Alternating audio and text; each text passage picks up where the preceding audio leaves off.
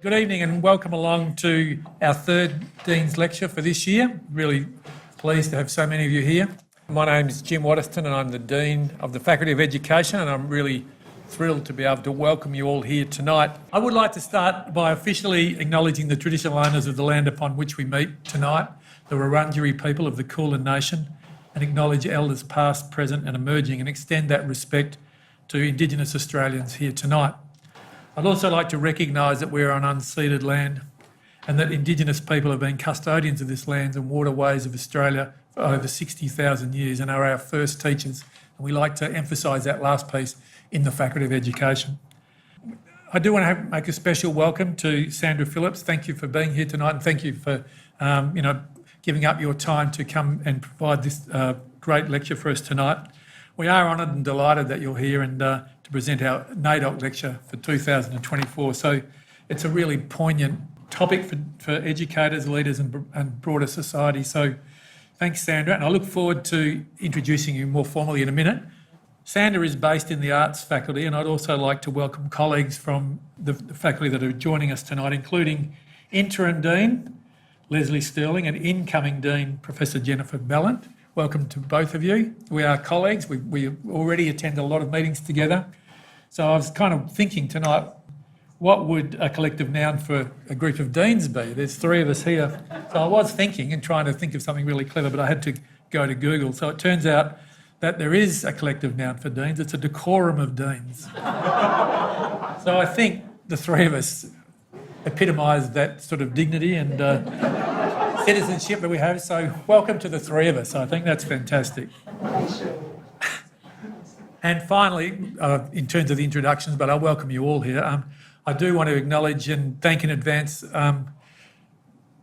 Professor Melitta Hogarth, who has been very sick and got out of her sick bed to get here today. So we're thrilled to have you back, looking better than you otherwise would have been, and back on the road to recovery. But mostly thrilled because you'll get to thank Sandra at the end, so we look forward to that. Tonight's lecture is a very special event in equal parts, as we'll be hearing from our esteemed guest speaker as we celebrate NAIDOC 2024.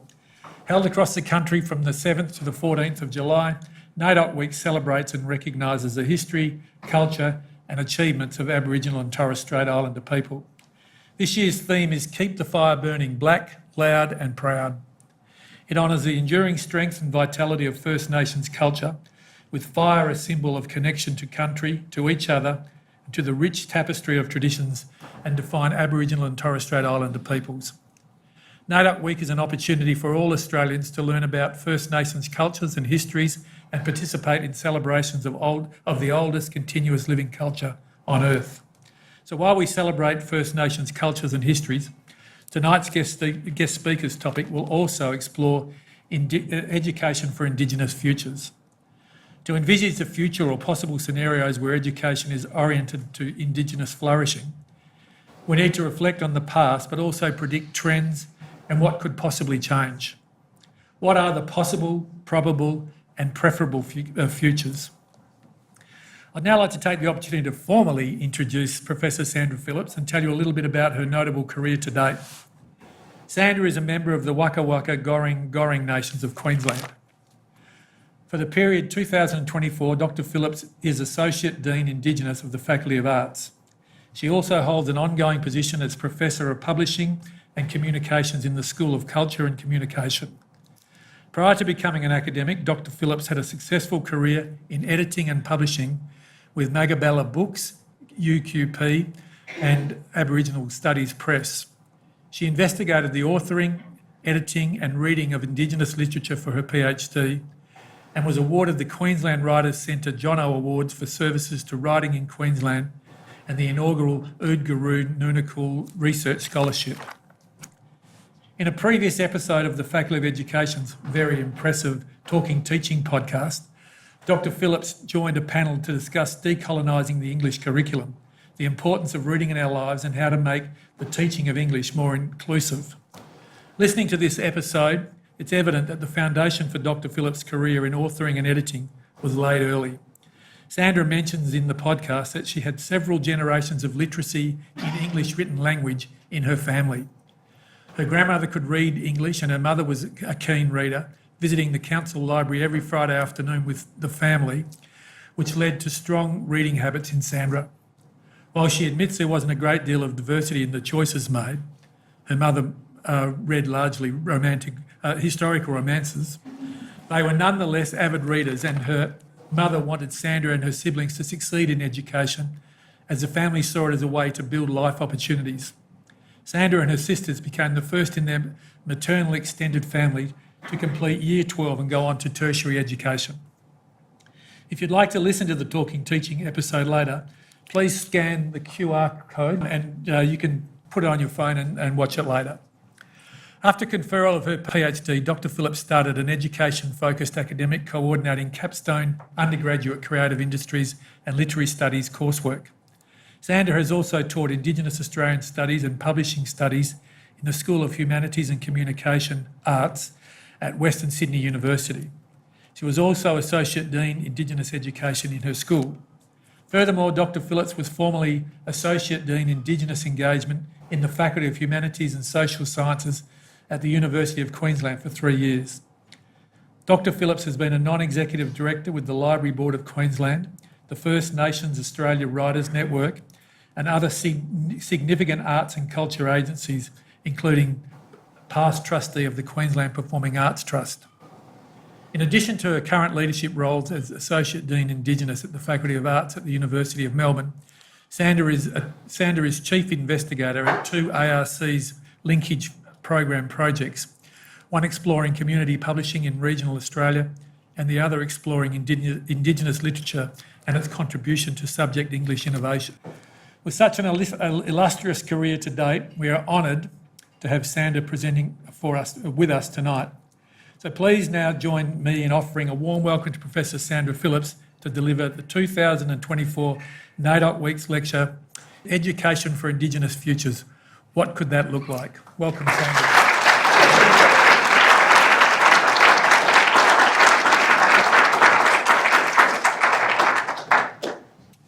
Nara Yumbin. Hello everyone in Waka Waka. I'm going to get straight into this in the hope that we can have time for questions and answers later. So I acknowledge the Wurundjeri Woiwurrung people who have never ceded sovereignty over their lands upon which we are privileged to be able to gather. As a Waka Waka and Gurang Gurang woman whose lands sit in the jurisdiction now known as Queensland, I too come from unceded lands. I acknowledge your continuing culture and its custodianship of land, skyways and waterways, your strength in community that keeps your people connected, and your challenges inside of a dominant society, relentless in pursuit of its own ideals. Ideals which historically, at least, have often run counter to ideals, ideas, experiences and ambitions of Indigenous peoples. I thank the Dean, Professor Jim Waterston, and Associate Dean Indigenous Professor Melitta Hogarth for the invitation to deliver the Faculty of Education's Dean's Annual NAIDOC Public Lecture. And thank education team members, in particular Yvette McDermott and Michael Scalzo, and other University of Melbourne colleagues, Stefan Marnook, who took that great video that some of you might have seen, and Karen Kissane of Pursuit for their support of this lecture tonight. I note too the support of the deans of my own faculty, the Faculty of Arts interim outgoing Dean Professor Leslie Sterling and the incoming appointed Dean Professor Jennifer Ballant. I've really enjoyed the 6 months to date that we've been working together.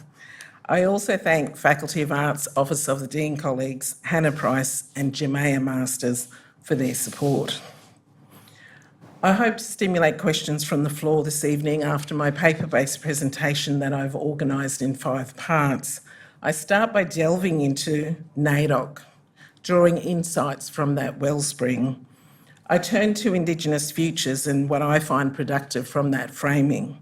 I canvass a few specific examples of education for Indigenous futures. I share insight to current research from the Reading Climate team that I am a member of, and lightly, I close with an anecdote.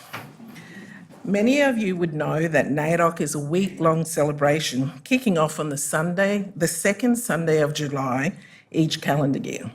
So in 2024, as Jim has already pointed out, that's Sunday 7 July to Sunday 14 July.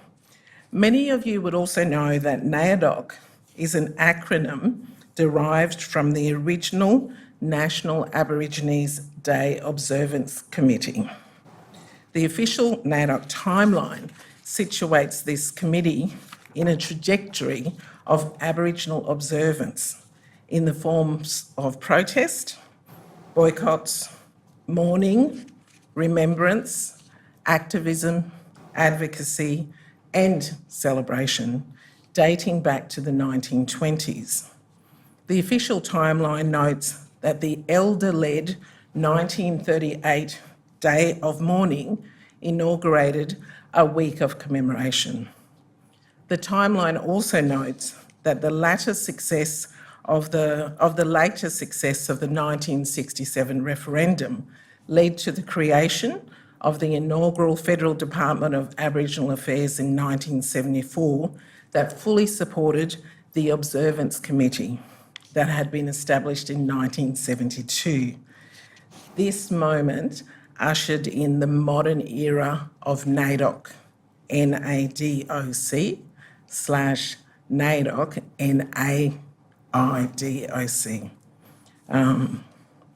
For those not already familiar with this important history, I encourage you to the official NAIDOC website, which is beautifully curated across its, and thus our, past and present, with a view to its, and thus our, futures.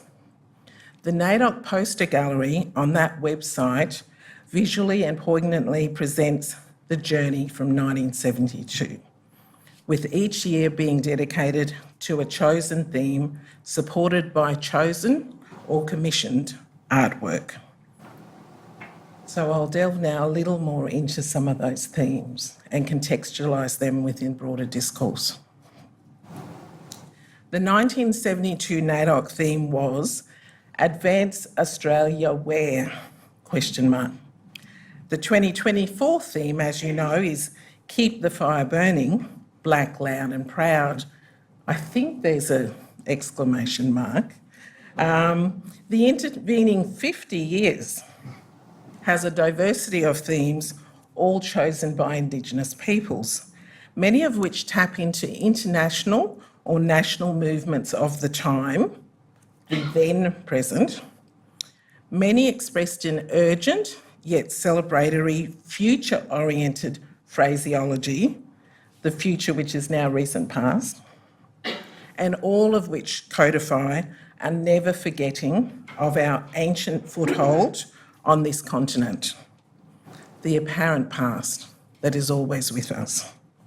For example, in the 1979 International Year of the Child, the NAIDOC theme was, What about our kids? Note that the children of 1979 are now us, the professional leaders of today, very fast becoming the elders of tomorrow. In the 1988 year of the Australian Bicentennial, the theme was 1988, recognise and share the survival of the oldest culture in the world, !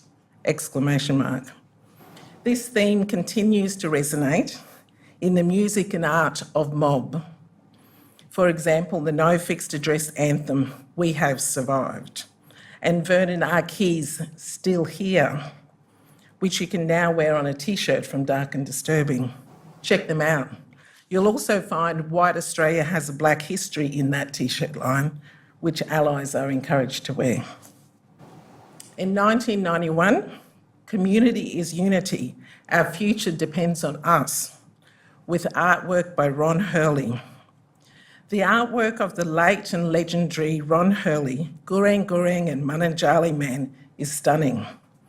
Design and Art Australia Online records that in 1979, Mr. Hurley was the first Aboriginal graduate of the Queensland College of the Arts, earning a degree in visual arts and going on to further his education at the former Brisbane College of Advanced Education in 1976-77. Mr. Hurley is listed in this online database as having been a jewellery designer, a printmaker, a ceramicist, a sculptor and a painter. The database goes on. A proud Aboriginal man, Ron Hurley's work reflected and represented various aspects of Indigenous Australian people, life and culture, from immortalising Aboriginal people and culture in his work to making significant political points and raising awareness. To which I'd add, Mr. Hurley's career spanned over 4 decades, and in tragedy for his family and the Aboriginal and wider worlds, he died suddenly and too soon at the age of 55 in 2002.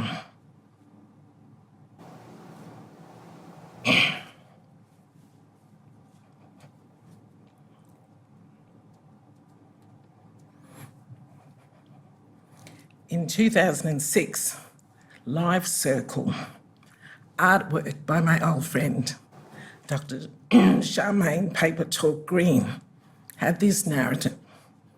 Our past and future are interconnected in the circle of life. As we move from the past to the future, we must always remember and respect everything in the past. Our history, Charmaine writes, our culture, our traditions, our ancestors and our own experiences. This way we can walk into the future with respect and confidence. Inducted to the Western Australian Women's Hall of Fame in 2023, Dr. Charmaine Paper Talk Green is a poet, author, photographer, visual artist, storyteller, social science researcher and academic. Dr. Green has written 5 books, won several awards including the Australian Literary Society Gold Medal. Her poetry is taught across the schooling system, and in 2022, if that all weren't enough, Dr. Green earned her PhD examining how cultural knowledge can support health and social transformation. In 2019, the theme was Awaken, Voice, Treaty, Truth, with artwork by Charmaine Mumbler and the following narrative. Dawn light stretches across Uluru, promising hope and new beginnings. The circles at the base of Uluru represent the gathering of many people from different nations to consult and discuss new ways of moving forward, resulting in the Uluru Statement from the Heart. A new day and a new beginning calls, wrote Charmaine Mumbler in 2019, for a new way of moving forward as a nation. Ms. Mumbler runs Mumbler Creative, an agency specialising in bespoke visual art and branding. You'll notice in referring to particular past NAIDOC themes, I've chosen to add commentary, including biography on the artists who have visually imprinted those themes into public consciousness, or at least our public consciousness. I do that because our artists, visual, literary, craft-based, musical and otherwise performance-based, are held up in our communities. They are our storytellers. And when artists are doing well, creating, making, surviving and thriving, we take comfort in evidence of our continued existence as peoples. We know too that artists, including writers, are amongst our least remunerated. That is, to put it more bluntly, they are too often amongst our poorest. I and many others hope that the new Federal Cultural Policy Revive, launched in 2023, that both celebrates and scaffolds a place for every story and a story for every place, can help improve artists' livelihoods. So returning very briefly to themes. In 2019, the NAIDOC theme tapped into the recognition movement that culminated in the 14 October 2023 referendum that, as we all now know, went down with a resounding no vote. And here we are, 10 July 2024, without that new way forward as a nation, and with many of us left continuing to make change and trying to make change from where we stand, in our families, in our workplaces, in our communities, clubs and societies, and in our respective institutions. Left rising to the rallying call of the 2024 NAIDOC theme to keep the fire burning. To keep the fire burning presumes that the fires have been lit and are burning, and through dedicated and collective effort, we can keep them burning. There is a past, present, and future logic in the 2024 theme, which takes me to my decision to include Indigenous Futures in framing my lecture this evening. In preparing this lecture, I returned to some foundational scholarship, which Jim, you seem to have as well, on future studies by Wendell Bell, 1998, Making People Responsible, the Possible, the Probable and the Preferable, and another seminal work as well on causal layered analysis. I was led down this path by having my mind turned towards Indigenous futures thinking, spearheaded by leading scholar, distinguished Professor Bronwyn Carlson, and her collaborators at the Macquarie University Centre of Global Indigenous Futures, as well as by fiction writers and literary scholars, also from this continent, the dynamic Michaela Saunders, Amberlyn Quay-Marlena, and Ellen Van Neven. They, like me, are inspired by the earlier work of Anishinaabe scholar, Professor Grace Dillon, who is attributed with coining the term Indigenous Futurisms in the edited Walking the Clouds, an anthology of Indigenous science fiction. Dillon in turn recognised novelist, scholar and enrolled member of the Minnesota Chippewa tribe, Gerald Weisner, for being, and this is a lovely quote, the lodestar for many theoretical ships. Borrowing from Dillon, I refer to all these thinkers to acknowledge a national and transnational Indigenous lodestar of theory building and creativity making that influences the shape of my thinking in academia, which is influencing my address to you, with you this evening. As a former publisher and industry-trained book editor, latterly turned academic, having majored in sociology and political science, with a post-industry PhD completion in literary studies, I'm thrilled by Indigenous Futures' location within and adjacent to Indigenous writing and publishing, and its capacity to align to our broader social and political goals as Indigenous peoples. What I use from Indigenous Futures for this lecture is the past, present, future synthesis and precepts from world building that relegates coloniality, replacing it with Indigenous intelligence, competency and agency. At this point, I will share my brief annotation of Ellen Van Neven's Water, which sits in their debut book of prose, Heat and Light, published by UQ in 2014. Some classify this work as speculative fiction. Mylène Charon, French associate researcher at the French National Centre for Scientific Research and the French Ministry of Culture, advances a case for Water, the extract, to be called Murray realism, following Wiradjuri literary scholar Janine Lean's call for Alexis Wright's work to be known as one-year realism, as opposed to magic realism.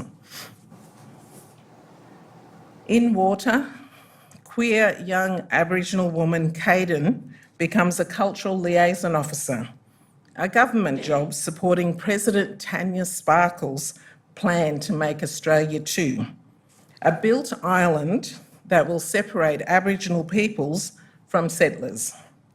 At first naive as CLO, Caden literally rows the aisles around Russell Island, dispensing formula to the so-called sand plants, green human-like beings with fronds for hair and roots for limbs. Caden stops dispensing formula once she learns the formula is chlorinated water that will weaken, then eventually kill the beings whose bodies produce fresh water. Caden is simultaneously rediscovering her Aboriginal identity and family after having been raised by her white mother following the suicide of her Aboriginal father, who had been a successful artist. Her older cousin Julie and Julie's father, Caden's uncle Ron, her late father's brother, become the path to cultural enlightenment for Caden, who learns from them that the sand plants, or more properly the Djundjeri, are their old people, spirits of thousands of years. Drilling during construction of the super island, which will achieve the apartheid between Aboriginal peoples and settlers, had disturbed the spirits of thousands of years and made them return to the corporeal world from their ancestral home. And Caden soon realises it is her job to support her old people's resistance to Australia too, a job she does without hesitation. And in doing so, she also recuperates her Aboriginality and agency over unrelenting coloniality. Set in a recognisable Moreton Bay and southeast Queensland, water is also set in a future while simultaneously being connected to ancient past through the Djundjeri, who are thus of the past and the present and the future. Water taps into Aboriginal ways of knowing, being and doing, as theorised by Karen Martin, and demonstrates the all times as advanced by novelist and critic Alexis Wright and poet and scholar Janine Lean. There is more that author Ellen Van Neven achieves with water in their debut novella, Heat and Light, not least disruption of heteronormative patriarchal notions of beauty, femininity and gender. This disruption is achieved through characterisation of Caden and of La Parinta, who is designated leader of the Djundjeri. La Parinta is not explicitly gendered, but is characterised as feminine, and despite romance between humans and Djundjeri being forbidden, emotional and physical attraction develops and is consummated between La Parinta and Caden. In a 58-page extract, Van Neven, a writer of Mununjali and Dutch descent, draws her readers into a future world that enables them to reflect on the world they're presently in and affords opportunity to identify ways of being human differently in 58 pages. Indigenous Futures helps form a connective tissue for new thinking. Indigenous Futures is anti-colonial. I once would have said decolonial. The synthesis I'm drawing this evening with NAIDOC is not only because we are sharing a week in the Gregorian calendar dedicated to NAIDOC, but also because through NAIDOC, Indigenous peoples build a world each year where we simply are who we are, and a world through which others might have the opportunity, if invited, to witness or participate.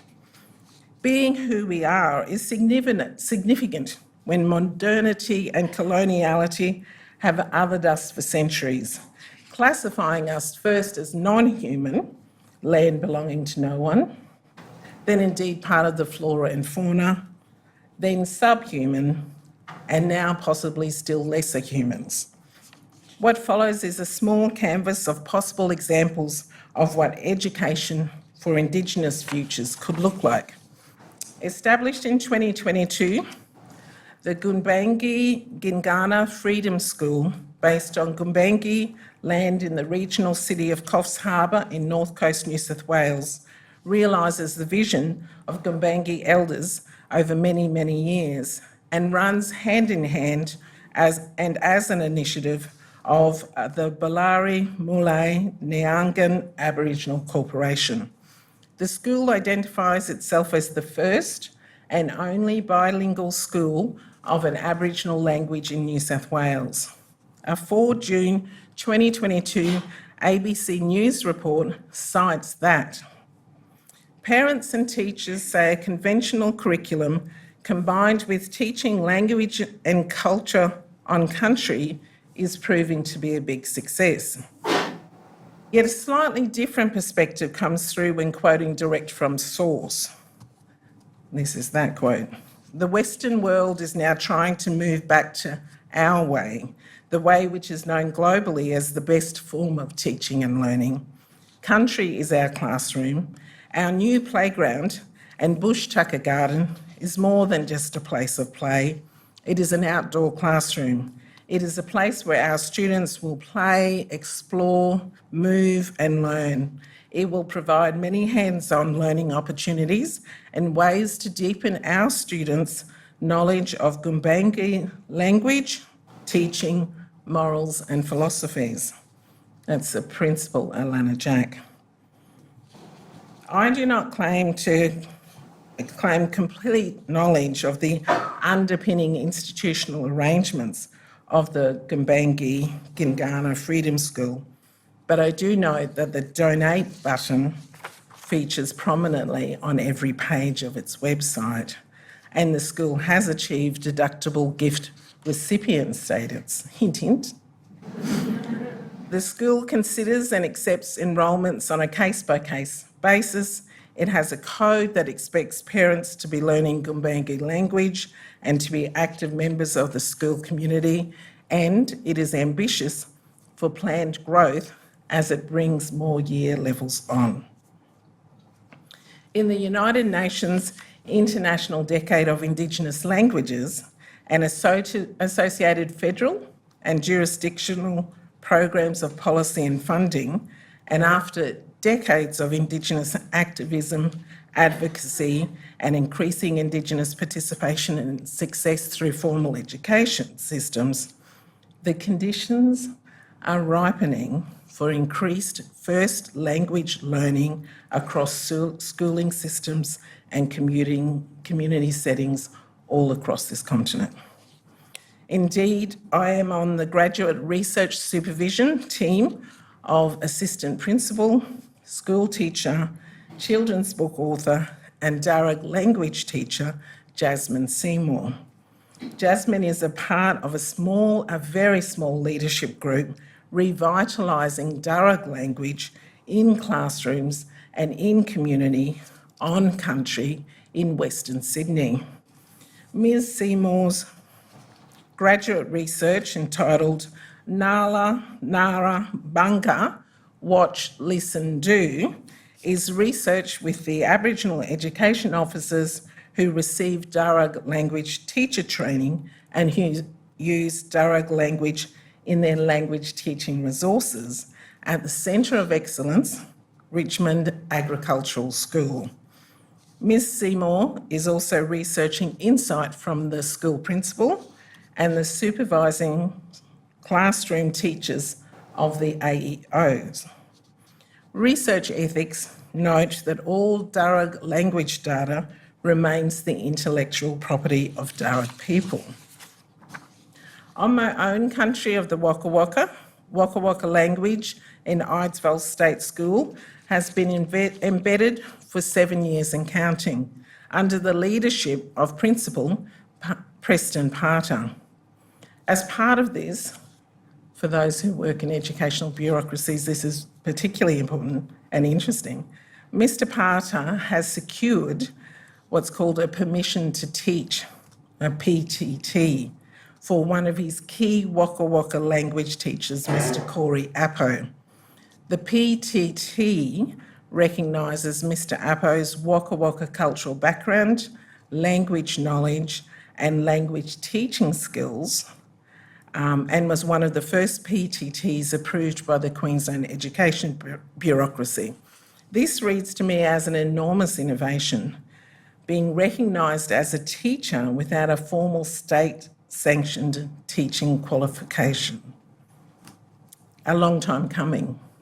I recall people in community talking about, but we're not allowed to teach our language because we're not teachers. I understand too from a school principal LinkedIn contact in a North Brisbane suburban state school that he too is embedding Waka Waka language into his school off-country in partnership with the fellow principal, earlier mentioned Preston Parter of Eidsvoll. There is connecting too with the Cherbourg State School, where the North Brisbane principal also used to work as a principal. Fascinating progress of an incredibly dynamic space that is empowered by elders and community, and equally clearly requires the commitment and drive of principals and an education bureaucracy able to respond to Indigenous-led and principal-supported innovation. One simply cannot talk about education for Indigenous futures without acknowledging the past and present in education systems. The National Indigenous Youth Education Coalition has done hugely important and very current work in relation to this. From desktop and action research led by a collaboration of Aboriginal and Torres Strait Islander young people with institutional researchers, the coalition launched the School Exclusion Project report in March this year and has plans for ongoing research. They too provide opportunity for donors to support their work. The research team analysed significant archival material, including past legislation and policies, and found that discrimination, racism and exclusion are foundational to Australia's education systems and are inextricably connected to ongoing educational disadvantage and inequity, forming what they describe as the elaborate technology of exclusion of Aboriginal and Torres Strait Islander young people from schools. The coalition also reinforces that the contemporary negative impacts of school exclusion are well documented and include exacerbating behavioural problems, diminishing academic engagement, increased likelihood of further suspensions and exclusion, and sadly, contact with the criminal justice system. The old adage, I would add, seems to apply. If we do not learn from our history, we are destined to repeat it. Ambition in this space, I suggest, requires lessons be learnt, Indigenous leadership be respected, and a capacity to innovate to achieve different and better outcomes is required. The National Indigenous Youth Education Coalition concludes with 3 key challenges requiring urgent attention. 1, the current challenge of access to accurate, disaggregated school exclusion data. 2, the emerging challenge of moving away from school exclusion as a form of discipline. And 3, the future challenge of realising a self-determined education. Since joining the University of Melbourne this year, I've come to see the scope and depth of significant Indigenous-led projects and programs, as well as other collaborations. The university's Indigenous strategy, Murmak Jering, meaning working together in Woiwurrung language of the Wurundjeri Woiwurrung people, provides detail on a solid proportion of this work in the form of 21 signature projects that enable progress towards and achievement of 5 key priorities. These are leadership, 2, place, heritage and culture, 3, partnerships, 4, Indigenous knowledge, and 5, truth-telling and justice. I am pleased to have been invited as a then external colleague by my friend and colleague, Professor Melitta Hogarth, to support the work of one of these signature projects, the Nanga project, which through an incredible networking of expertise and care develops and provides resources made by educators for educators in collaboration with Indigenous knowledge experts. Pronounced Nanga. How do we say, is a Tanarong? Is a Tanarong word, meaning to know, to hear, to understand. The vision of Nanga is that, and this is a quote, all Australian students have the opportunity to connect with the Aboriginal and Torres Strait Islander knowledge systems, histories and cultures. Free, high-quality curriculum resources and professional development modules spanning all subject areas from years 3 to 10 are accessible through Nanga. My colleague and friend, Professor Melitta Hogarth, leads that important work, and several of her team are here tonight. If you have not yet signed up through the Nanga website, I suggest you do that now, maybe. Nanga.org, spelled N-G-A-R-R-N-G-G-A. Can we just have a round of applause for the Nanga team that are here tonight?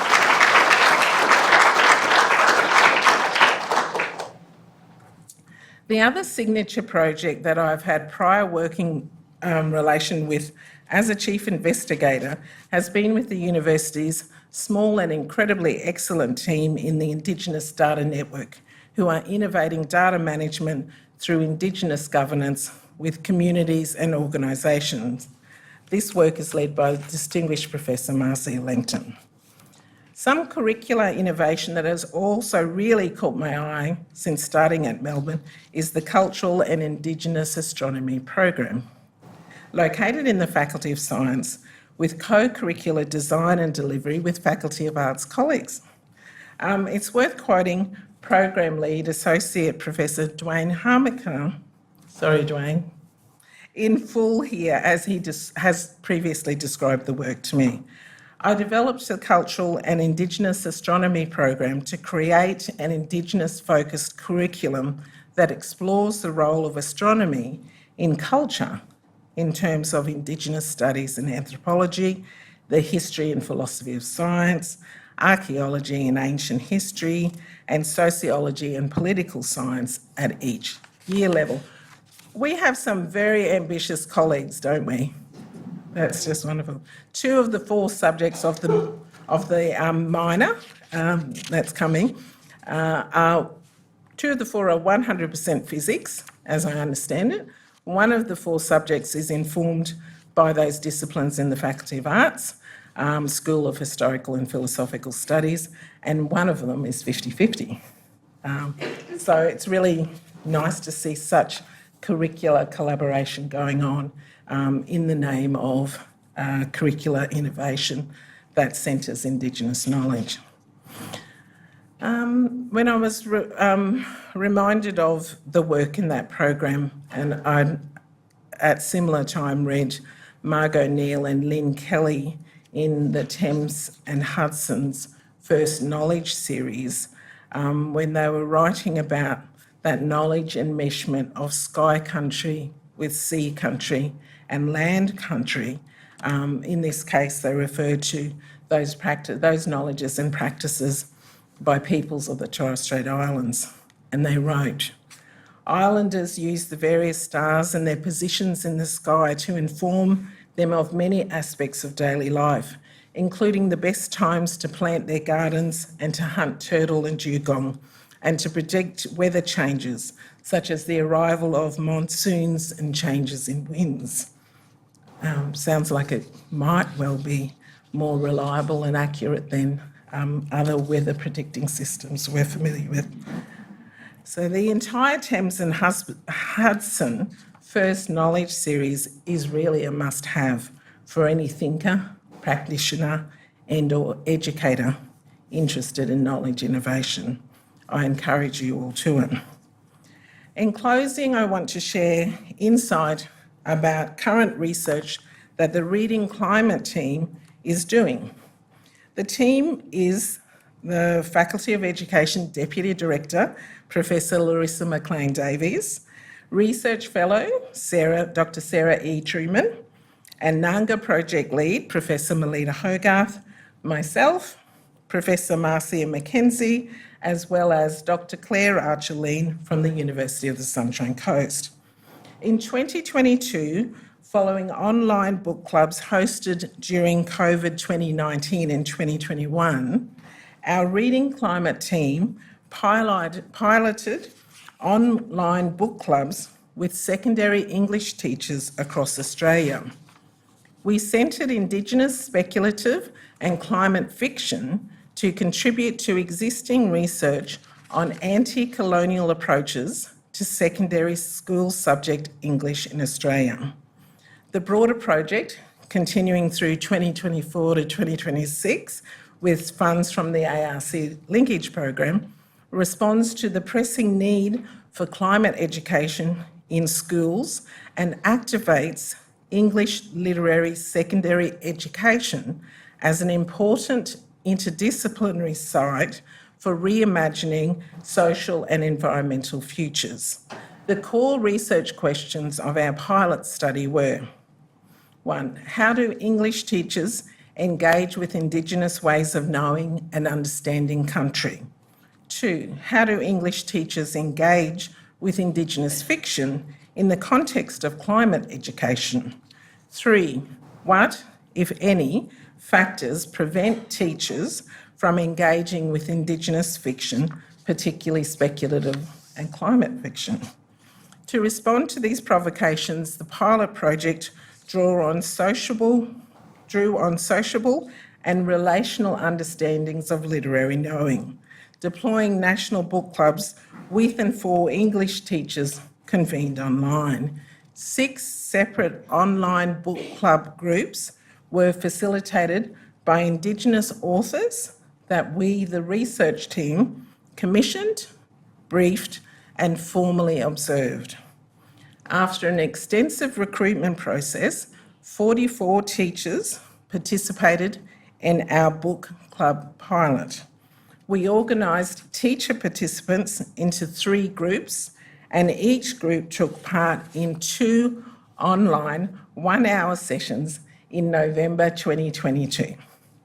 Teacher participants came from schools across various jurisdictions, including 3 from Queensland, 6 from New South Wales, 2 from South Australia, 17 from Victoria, and 16 from Western Australia. 64% of participating teachers came from government schools, 26% from independent schools, and 10% from Catholic schools. Most teacher participants, 88%, identified themselves as having Anglo-Australian or European cultural backgrounds. A smaller percentage, 9%, represented individuals from Asian cultural backgrounds. Despite our attempts at further diversification, this predominance of teachers from white European backgrounds is indicative, as we settled on the understanding, of the teaching profession of secondary English in Australia. Findings from the book clubs show a reported lack of teacher confidence with knowledge of Indigenous fiction, and that reported lack can both perpetuate what we refer to as the colonial project of school English and limit the interdisciplinary potential of literary study. Further, findings from the book clubs offer insights into the kinds of approaches to teacher professional learning that might support anti-colonial, climate-aware approaches to school English. We are publishing our research article on this pilot project as Need to Know They're Doing the Right Thing, Exploring Secondary English Teacher Approaches to Indigenous Climate Fiction, in a forthcoming edition of the Journal of Australian Literary Studies, lead author Larissa McLean-Davies, So look out for it. And now to the closing anecdote. That comes from a serendipitous ferry ride that a friend and I took just last week. My friend and I had not seen each other in more than 4 years, as she had taken herself to South Korea on the last possible flight out of Australia before COVID restricted that option. Kat had been one of the undergraduate students I had taught capstone curriculum to at another university. I then supervised Kat's honours year and engaged her sessionally as a tutor on that curriculum that she later went on to convene before deciding she would up stumps to teach English in South Korea. Kat's working day, as she told me, went from 2 p.m. to 9 p.m, where she would teach several shifts of English to students from elementary to middle school year levels at a private academy. On a 3-weekly cycle, each class would have an age-appropriate English language book to read and prepare an essay on. A new book every 3 weeks at each of those year levels, which Kat would later go on to mark. So she's got her teaching chops sorted. Each teaching term was also capped off by an exam based on the same readings. What an experience for Kat and for her students. This left me musing. What if Indigenous authored literature in Australian schools had such centrality? What if our pedagogies and teaching enabled such intercultural knowledge amongst our students within Australia? Could this be a way of systematically and collectively advancing education for Indigenous futures? Thank you.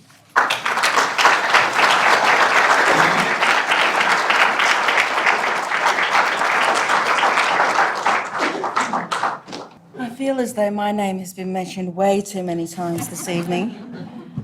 But everyone, it's my absolute pleasure and privilege to give the vote of thanks to my colleague in Tiddo here, Professor Sandra Phillips, to say the generosity, humility and humbleness that you provided with us this evening was really quite touching and